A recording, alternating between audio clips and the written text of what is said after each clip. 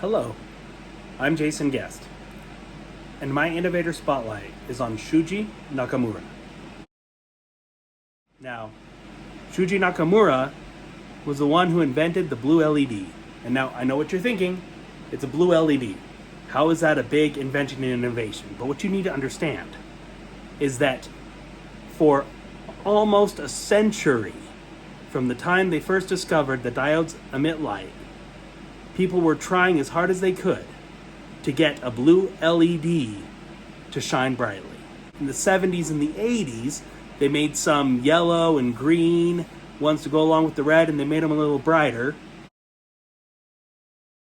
by mixing different chemicals up with the crystals in order to get brighter lights and higher levels of energy being released. Now, after the 70s or 80s, they were able to make a sort of bluish light, and it was more like a purple. You'd see it on stereos back in the day. Now, because of the big boom in the 70s and 80s of these new yellow, green, and brighter red lights, everybody was trying to make it. They were trying to make this blue LED light. And for 20 years they were trying, and they just kept on moving on to different things. And the big idea was that, hey, if we take some gallium nitride, that should do it. The problem was, everybody said it was impossible. Impossible to make a crystal out of gallium nitride. And not only that, but impossible to take a crystal and be able to make it saturated with enough P-type materials, the holes, that the light comes out of, that it'd be able to create a blue light. Well, everybody but Shuji Nakamura. He believed that not only did they need to be using the gallium nitride, he believed that there was a way, not by mixing it with other doping agents and impurities, which was what everybody did at the time, but instead in creating it the correct way. And by doing that, you could actually create, as you made the crystal, one that was ready to hold all the quanta of light. And yes, LEDs is one of the basic principles of quantum mechanics. Okay? So, nobody else believed in Shuji Nakamura. Everybody else thought that, hey, we know this isn't going to work, you need to move on. But he, and this is why he is one of my top innovators, one of those people that is like a role model of mine. He went and he took the time and the effort first to look through all sorts of different patents, all sorts of different equipment and items to find something out there that he might be able to use. When the scientists before were trying to figure this all out on how to get a blue LED to shine bright and not purple, they accidentally figured out that if you shined a laser onto the material, the LED would get brighter. And so a lot of researchers all went in that direction to try to find different ways to shine lasers onto LEDs to make that work for the brightness. But again, Shuji Nakamura believed and knew that the principle was sound, that if you could do this by shining the laser light, then you could do this by making it the right way. And he knew that shining the laser light onto the previous material was displacing the hydrogen. And since the hydrogen was leaving, that was leaving space for the quanta of light, the light energy, to store itself in those holes of this P-type material. And finally, he discovered a thing called an MOCVD, which is a metal organic chemical vapor deposition machine. But basically, it was a machine that let you take things organic and things metallic and deposit them on one another. The thing was, what existed at that time still didn't really serve his purposes. So he got a hold of the leading people down in Florida. And he said, hey, I need a machine that can do this. And the people in Florida said, that technology doesn't exist. We don't know how to modify our machines to be able to do this thing that you want. And he said, well, you know what? I'm pretty good at tinkering around. I'm a pretty good do-it-yourselfer. I have some technical skills and abilities.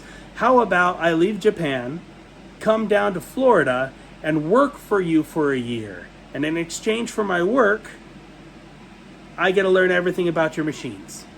They were like, okay, you idiot, come on down. So he went down to Florida for a year, and he learned everything he could about these machines.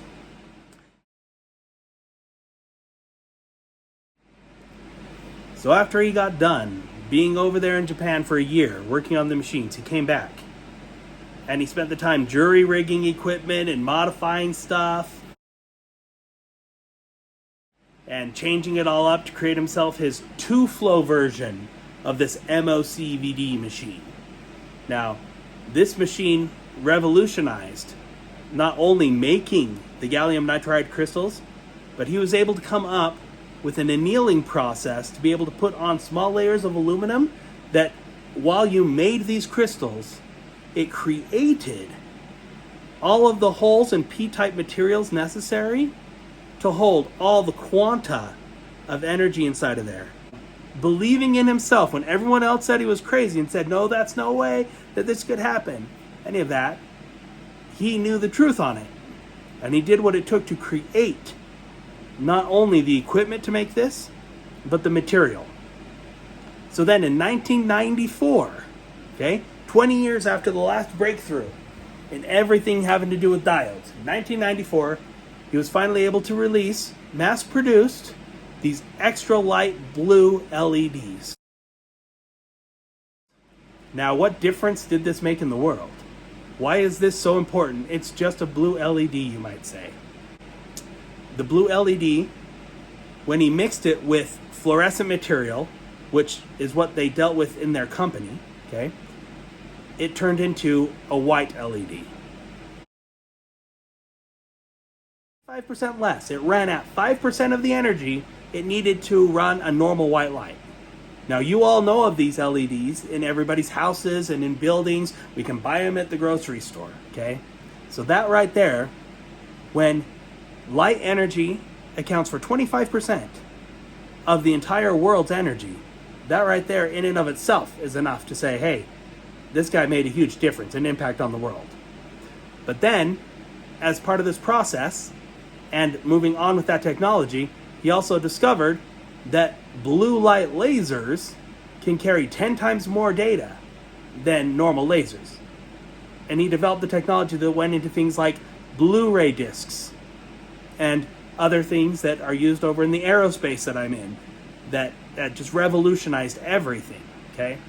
Also, without these blue LEDs and this bright light to mix and have the white and have the bright color mixes, we would not have our smartphones. We would not have our high-resolution computer screens. We wouldn't have our LED and our OLED high-definition televisions on sale, and they're for $700 over at Costco. So all of these things that we just take for granted are because this person believed and took the time and effort to find out how to make what needed to be made and to create that himself over the course of a decade when everyone else was telling him that it wasn't going to happen, that it wasn't true, that he was crazy. All sorts of things were told to this person, and he just pushed through. Now, 20 years after these blue LEDs came out, so 1994 came out, 20 years later, finally, he got the recognition. And in 2014, he got the Nobel Peace Prize in Physics for his contribution to everything. So, thank you for watching my presentation on why Shuji Nakamura is my favorite innovator.